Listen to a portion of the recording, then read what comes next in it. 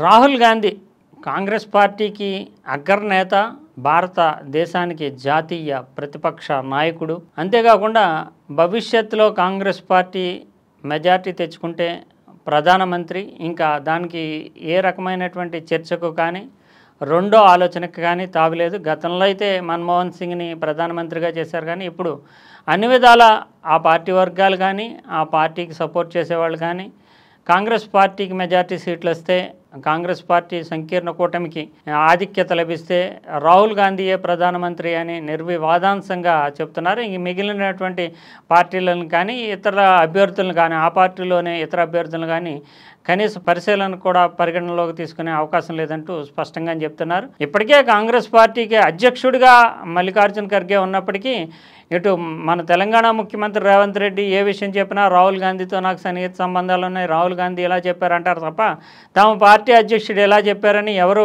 చెప్పరు. కర్ణాటక ముఖ్యమంత్రి సిద్ధరామయ్య అయినా, ఉప ముఖ్యమంత్రి డీకే శివకుమార్ అయినా, అటు ఆంధ్రప్రదేశ్లో పీసీసీ అధ్యక్షుడు శర్మిల అయినా, ఎవరైనా సరే తమ పార్టీకి ఒక అధ్యక్షుడు మల్లికార్జున్ ఖర్గే ఉన్నాడు, ఆయన పార్టీ వ్యవహారాలకు సంబంధించినటువంటి ఫైనల్ డెసిషన్ తీసుకుంటారనే నమ్మకం ఎవరికి లేదు. నామకే వాస్తే అంటే నామమాత్రంగా మాత్రమే తమ అధ్యక్షుడు మల్లికార్జున్ ఖర్గేని పెట్టుకున్నారు. మల్లికార్జున్ ఖర్గే సైతం ఏ నిర్ణయం తీసుకోవాలన్నా రాహుల్ గాంధీ వైపే చూస్తారు. రాహుల్ గాంధీని ప్రొజెక్ట్ చేయడానికే ఉన్నట్టుగా ఆయన కూడా వ్యవహార శైలి ఉంటుంది. అందువల్ల రాహుల్ గాంధీ తిరుగులేని నేత అనే విషయంలో ఎటువంటి సందేహం లేదు. అటువంటి నాయకుడు ఎక్కడైనా సరే చాలా జాగ్రత్తగా, బాధ్యతాయుతంగా వ్యవహరించాలి.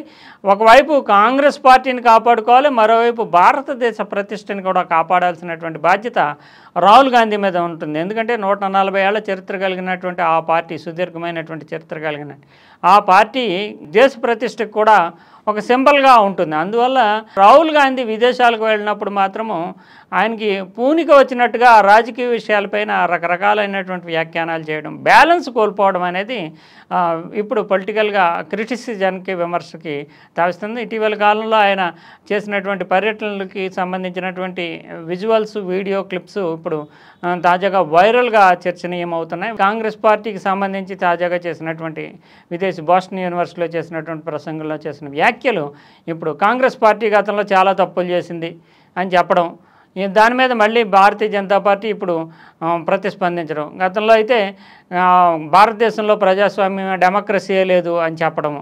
అసలు భారతదేశంలో డెమోక్రసీ లేకపోతే ఇంక ప్రజాస్వామ్యంలో ప్రపంచంలో ఇంకెక్కడ డెమోక్రసీ ఉంటుంది. అదే సందర్భంలో చూస్తే కనుక తాజాగా మహారాష్ట్రలో ఎన్నికలు సక్రమంగా జరగలేదు అని చెప్పడం. మహారాష్ట్రలో ఎన్నికలు సక్రమంగా జరగలేకపోతే ఆధారాలు ఉంటే, ఎలక్షన్ కమిషన్ సరిగ్గా పనిచేయడం లేదు, ఆధారాలు ఉంటే సుప్రీంకోర్టుకు వెళ్ళి దాని నుంచి నిజంగానే ఎలక్షన్ సరిగ్గా జరగకపోతే కనుక ఉపశమనం పొందేటటువంటి అవకాశం కాంగ్రెస్ పార్టీకి ఉంటుంది. అందుకు సంబంధించినటువంటి న్యాయ కోవిదులు ఆ పార్టీకి ఉన్నారు. అభిషేక్ సింఘ్వి లాంటి వాళ్ళు, కపిల్ సిబల్ లాంటి వాళ్ళు, చాలా సుప్రీంకోర్టులో సీనియర్ న్యాయవాదులు ఆ పార్టీకి అండగా ఉన్నారు. అందువల్ల సుప్రీంకోర్టుకు వెళ్ళొచ్చు, నిరూపించుకోవచ్చు, ఎలక్షన్ కమిషన్ని మందలించవచ్చు, ఒకవేళ అవసరమైతే ఎలక్షన్నే రద్దు చేయించుకోవచ్చు. ఎందుకంటే భారతదేశంలో ఆ రకమైనటువంటి సుప్రీంకోర్టుకి ఆ రకమైనటువంటి విచక్షణ అధికారాలు ఉన్నాయి. ఇటీవలే చూసాం మనం, రాష్ట్రపతిని సైతము నిర్దిష్టమైనటువంటి కాల వ్యవధి ఇస్తూ మీరు ఈ 3 నెలల కాలంలోపు చట్టాలకు సంబంధించి నిర్ణయం తీసుకోవాలంటూ రాష్ట్రపతినే ఆదేశించింది సుప్రీంకోర్టు. అంతటి స్వేచ్ఛని, జ్యుడిషియల్ యాక్టివిజంని సుప్రీంకోర్టు ప్రదర్శిస్తుంది. అటువంటి సందర్భంలో గతంలో ఇందిరాగాంధీ ఎన్నికను సైతం సుప్రీంకోర్టు పక్కన పెట్టి తప్పు చేసింది అంటూ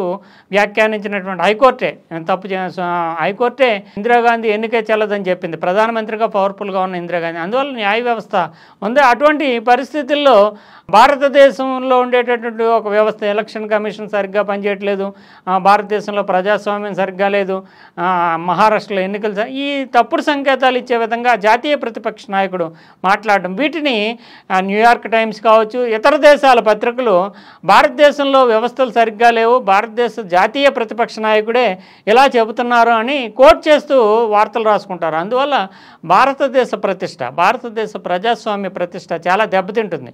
ఆయన భారతదేశంలో ఉండి ఇక్కడ ఎన్ని విమర్శలు చేసినా రాజకీయంగా భారతీయ జనతా పార్టీ, కాంగ్రెస్ల వ్యవహారంగా ఉంటుంది. కానీ విదేశాలకు వెళ్ళి విదేశీ విశ్వవిద్యాలయాలను ఉద్దేశించి ప్రసంగిస్తూ భారతదేశం అనేటటువంటిది ప్రజాస్వామిక దేశం కాదు అనే కోణంలో కనుక జాతీయ ప్రతిపక్ష నాయకుడు రాహుల్ గాంధీ ఒక వ్యక్తిగా ఎటువంటి వ్యాఖ్యలన్నా చేయొచ్చు, కానీ జాతీయ ప్రతిపక్ష నాయకుడు అలాంటి వ్యాఖ్యలు చేస్తే అక్కడ మీడియా వివిధ కోణాల్లోని ఏదన్నా వ్యాసాలు రాసినప్పుడు కానీ భారతదేశాన్ని లో ప్రొఫైల్లో కానీ లేదంటే ఒక ఒక డార్కెస్ట్ దేశంగా చూపించేటటువంటి ప్రక్రియలో కానీ లో లైట్లో చూపించేటటువంటి ప్రక్రియలో కానీ తమ వ్యాసాలు తాము రాసుకుంటూ జాతీయ ప్రతిపక్ష నాయకుడు ఈ సందర్భంగా ఎలా అన్నాడంటూ ఈయన వ్యాఖ్యల్ని దానికి ఒక సాధికారికంగా ఎంపవర్డ్ వాయిస్గా తీసుకునేటటువంటి అవకాశం ఉంటుంది. ఇది భారతదేశ ప్రతిష్టకి దెబ్బతీసేటటువంటి విషయం.